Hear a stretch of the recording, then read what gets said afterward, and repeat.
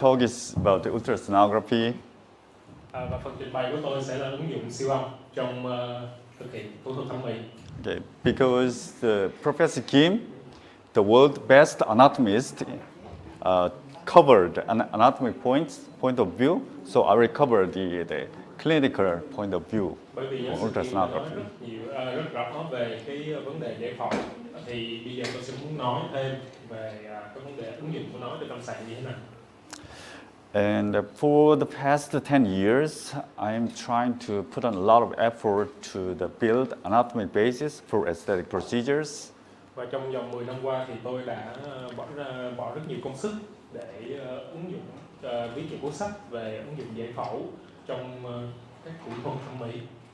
For the first 4 or 5 years, and I focused on the cadaver study with Professor Kim.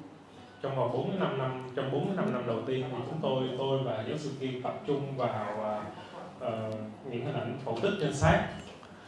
After this, I've been using the ultrasonography in the aesthetic clinical practice. Thì sau đó thì tôi bắt đầu áp dụng kỹ thuật siêu âm khi thực hiện cái thủ thuật thẩm mỹ. So now I published the book with Professor Kim. Và sau đó thì tôi và giáo sư Kim đã xuất bản một cuốn sách. And then I established the scientific society in Global Academy of Aesthetics Ultrasound. Với sự hỗ trợ của tổ chức Global Academy of Aesthetics Ultrasound thì chúng tôi đã xuất hiện. Today I wanted to share my clinical experience on ultrasonography. Và hôm nay tôi muốn chia sẻ những kinh nghiệm trên lâm sàng đối với trong quá trình sử dụng cái siêu âm.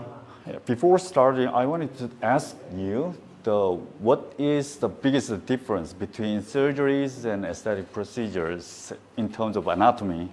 Và trước khi bắt đầu bài giảng thì tôi muốn hỏi các bạn về cái sự khác biệt lớn nhất giữa phẫu thuật thẩm mỹ với sử dụng thực hiện cái thủ thuật thẩm mỹ có sự xâm lấn tối thiểu.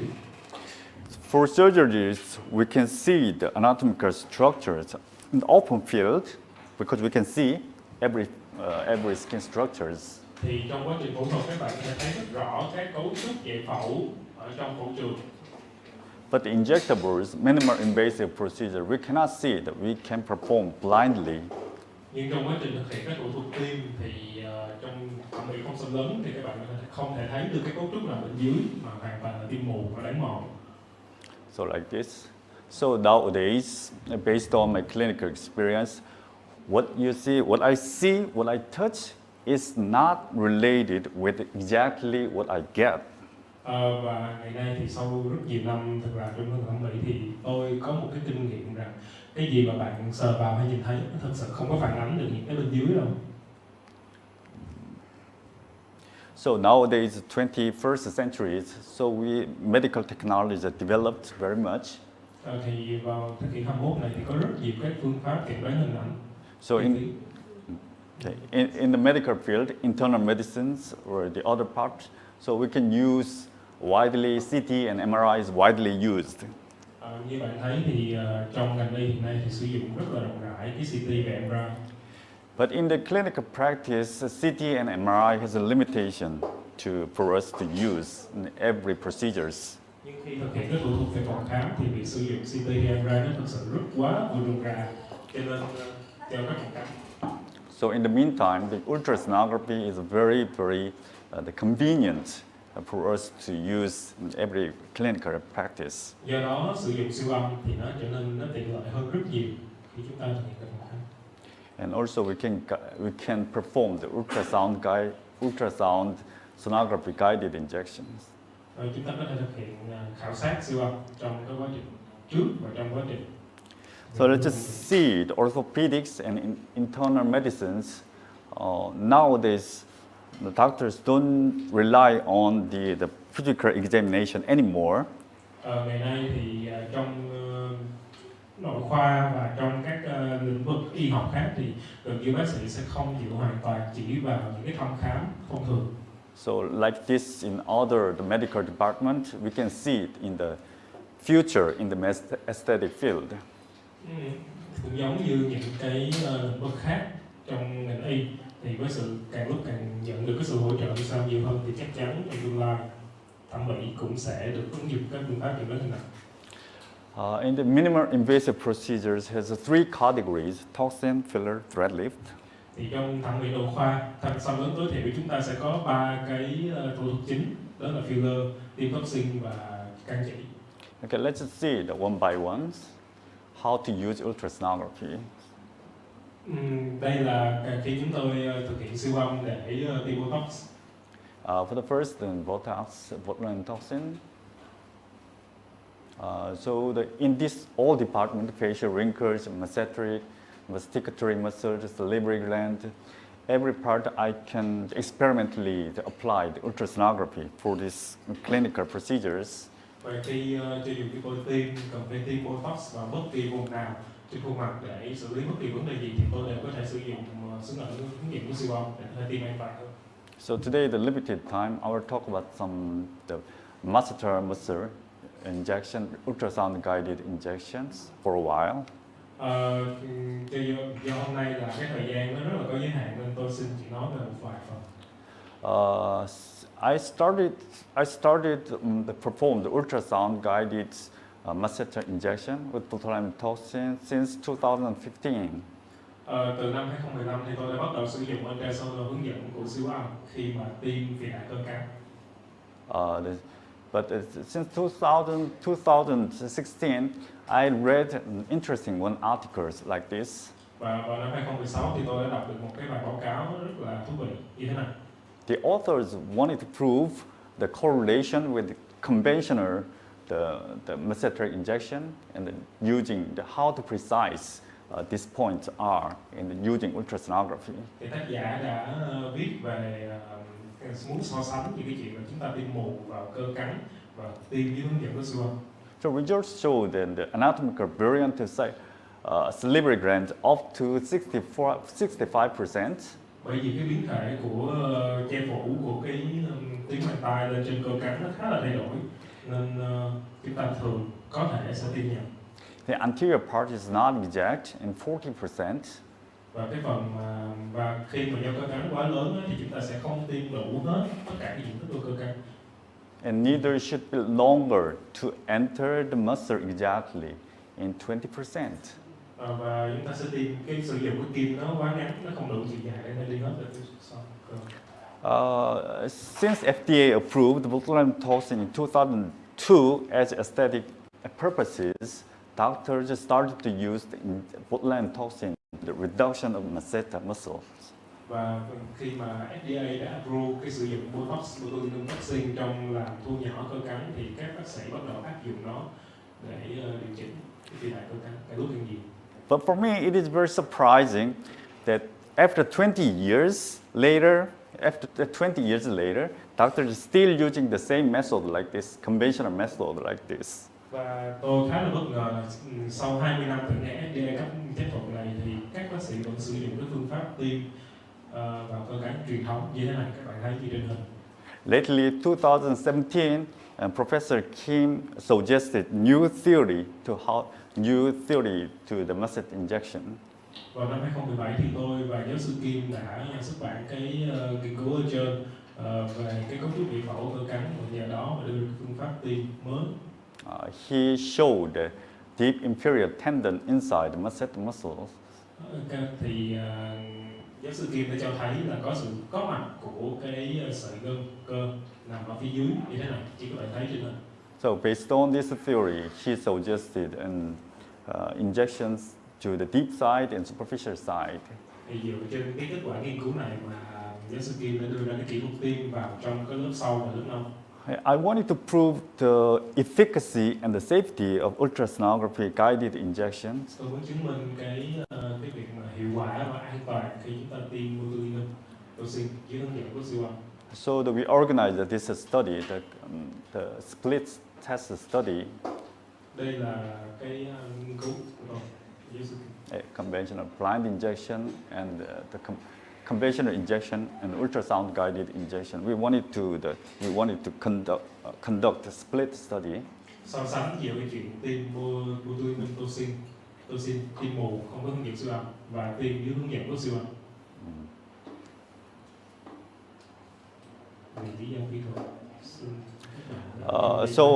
As Professor Kim showed the result, And obviously it is different. Result is different. Và giáo sư Kim đã cho các bạn thấy trước đó, trong bài giảng trước đó là cái sự khác nhau giữa chuyện tiêm. In the ultrasonography guided injected site and more efficient but less the side effects. Và khi mà chúng ta tiêm botulinum dưới hướng dẫn của siêu âm thì nó sẽ giúp đạt cái hiệu quả cao hơn, khi tác dụng phụ lại ít hơn. As I mentioned, since 2015, I have been performing the ultrasonography guided injections. Và từ năm 2015 thì tôi đã thực hiện tiêm dưới hướng dẫn của siêu âm thì rất nhiều. So my clinical cases obviously more effective and less adverse effects.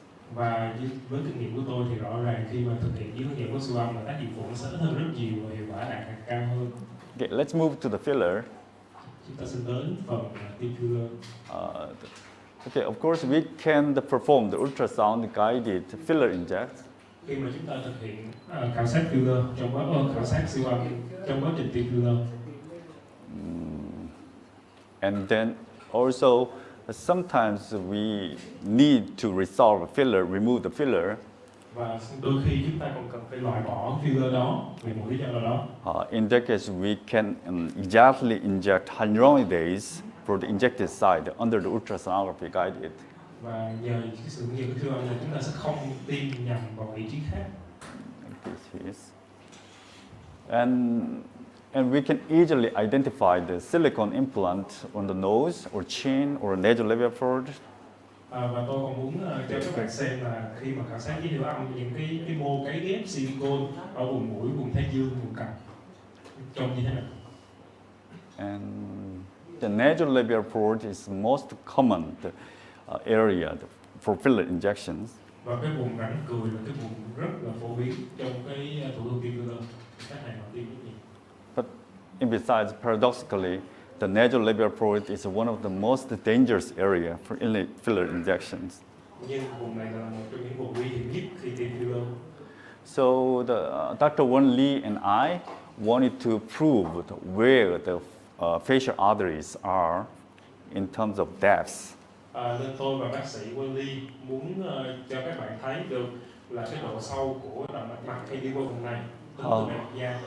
So we evaluated only 40 patients at this time. Chúng tôi thực hiện khảo sát chỉ trên 14 bệnh nhân.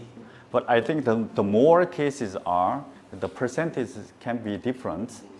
Nhưng khi tôi nghĩ rằng thì nếu mà chúng tôi càng khảo sát nhiều trên nhiều nhân nữa thì kết quả nó sẽ hơi khác một chút.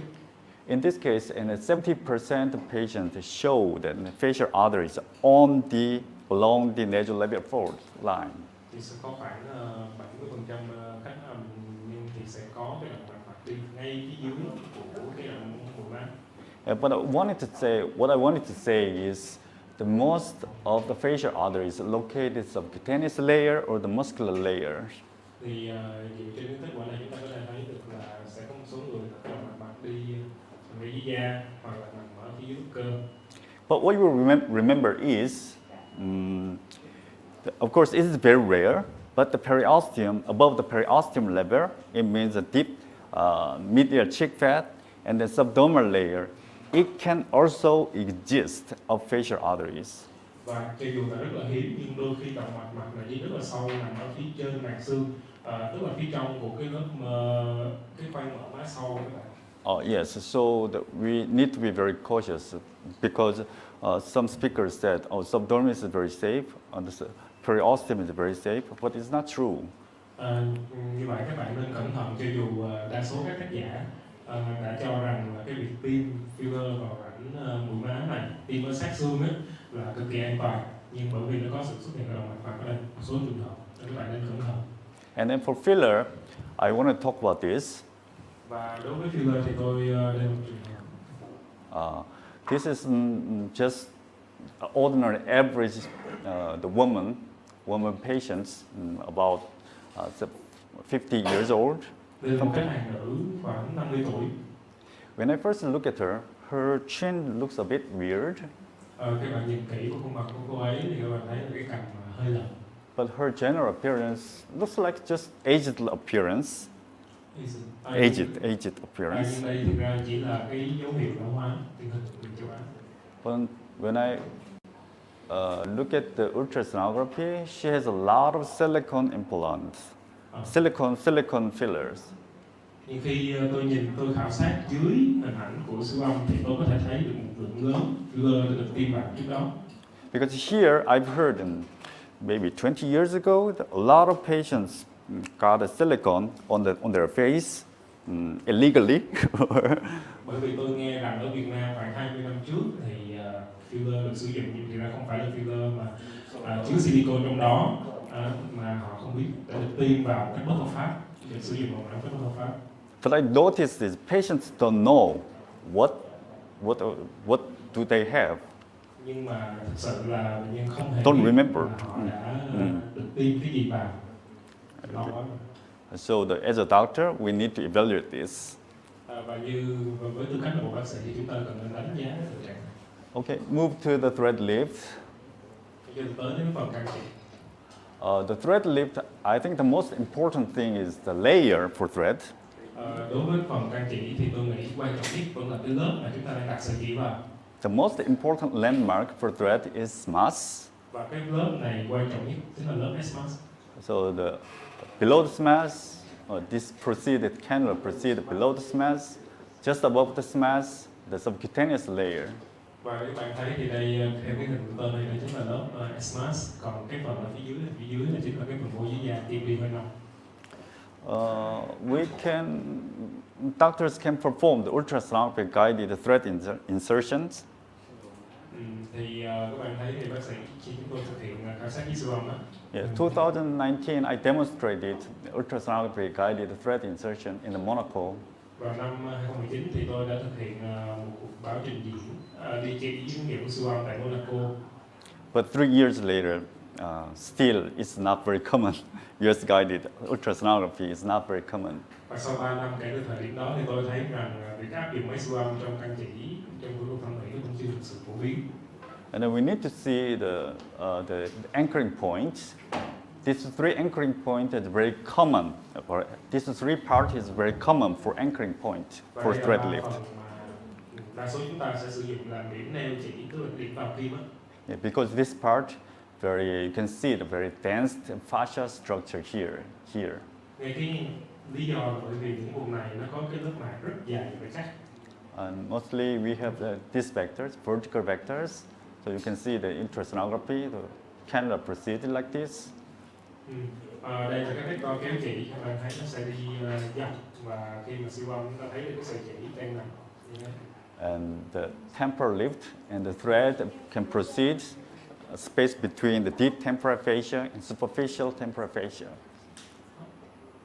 Thì đây là cái hình ảnh mà cái hướng đi chỉ để nâng cái phần mà thái dương lên, thì chỉ nó sẽ nằm ở cái phần giữa của cái mặt thái dương nông và mặt thái dương sông. In this oblique lift, the ideal plane is just above the mass. I think this is ideal plane. Và ở vùng mặt dưới thì cái vùng lớp đi phù hợp nó sẽ nằm ở ngay phía trên của mặt nằm. And for next, subcutaneous fat is quite thick. Ở vùng da cổ thì cái lớp mỡ dưới da tương đối dày. So the target should be the subcutaneous layer. Chúng ta chỉ cần đưa cái cannula vào trong cái lớp mỡ dưới da. And then lastly, I wanted to talk about this gland, parotid gland and the mandibular gland for thread lift. Và tiếp theo tôi muốn nói tới tuyến mang tai và tuyến dưới hàm, tuyến vòng mang tai và tuyến hàm dưới hàm trong thủ thuật can chỉ. And normally, the parotid gland is located behind the masseter Bình muscle. thường thì cái tuyến mang tai sẽ nằm ở bờ sau của cơ cánh. But in reality, especially in Vietnam, I see a lot of patients have parotid gland like this. Nhưng mà trên thực tế đó, thì nhất là ở Việt Nam thì khi tôi khảo sát siêu âm thì tôi thấy rằng đa số bệnh nhân sẽ có cái tuyến mang tai nó bị đại như thế này. You can see this parotid gland covered the whole part of the masseter muscle. This is buccal area. Thì cái tuyến mang tai này ở người Việt Nam á, muốn phi đại nó sẽ phủ lên hoàn toàn cái cơ cắn luôn. So unless you are very cautious to insert a thread, sometimes it can irritate or injure the parotid gland. Trừ phi khi mà bạn đi chỉ bạn phải đi rất cực kỳ cẩn thận, nếu không thì bạn rất dễ gây tổn thương như cái tuyến mang tay này. So this patient is after one week after the procedures. Đây là một bệnh nhân một tuần sau khi can trị. Left side is more swelled. Ở vùng phía bên má bên trái đã bị sưng to hơn. I don't think this thread can injure the parotid gland itself. Tôi không nghĩ rằng là cái sợi chỉ này nó gây tổn thương cái tuyến mang tay. Yeah, because this parotid temporal fascia is very thick and thin, thick and dense fascia. Bởi vì cái phần marasma che phủ cái tuyến mang tay này nó thực sự rất là dày và chắc. But unless you're very cautious, it can irritate the parotid gland. Nhưng nếu bạn thực hiện cái thủ thuật này khá là bạo lực và không cẩn thận thì nó hoàn toàn có thể gây tổn thương cái tuyến mang tay. So it can cause some swelling like this. Và chúng ta gây ra cái tình trạng như thế này là sưng phồng như thế. Okay, so today's my talk is here. I finished my talk. I wanted to finish my talk here. Và tôi muốn kết thúc bài giảng của tôi hôm nay. So nowadays everyone has a different anatomic variant. So that we need to see the individualized anatomy using ultrasonography. Bởi vì mỗi người thì đều sẽ có những cái đặc điểm về phẫu nó hơi khác biệt với người khác và không ai giống nhau cả, nên chúng ta cần phải thực hiện siêu âm để khảo sát về phẫu của họ. So if possible, and in some areas, not every areas, in some area, if you need and we can perform, we can apply the ultrasound guided injection. Và như là những cái lĩnh vực khác nguyên học thì chúng ta cũng hoàn toàn có thể ứng dụng siêu âm trong Mỹ. Okay. I'm still put a lot of effort to the clinical evidence using ultrasonography.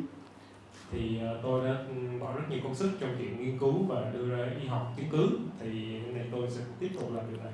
So I'm very frustrated because 3 years ago I firstly showed the live demonstration using ultrasonography, but still nobody can use about this. Và tôi khá là hoang mang. Vì 3 năm trước tôi đã trình diễn chuyện sử dụng làm thủ thuật thẩm mỹ siêu âm, nhưng 3 năm sau thì vẫn chưa thấy ai làm cả. Yeah, so hope to the many aesthetic clinicians and using the ultrasonography for safe and effective injections. Và tôi mong muốn là trong tương lai thì các bạn sẽ ứng dụng siêu âm để có thực hiện được cái thủ thuật thẩm mỹ hiệu quả hơn. Okay, thank you. Cảm ơn.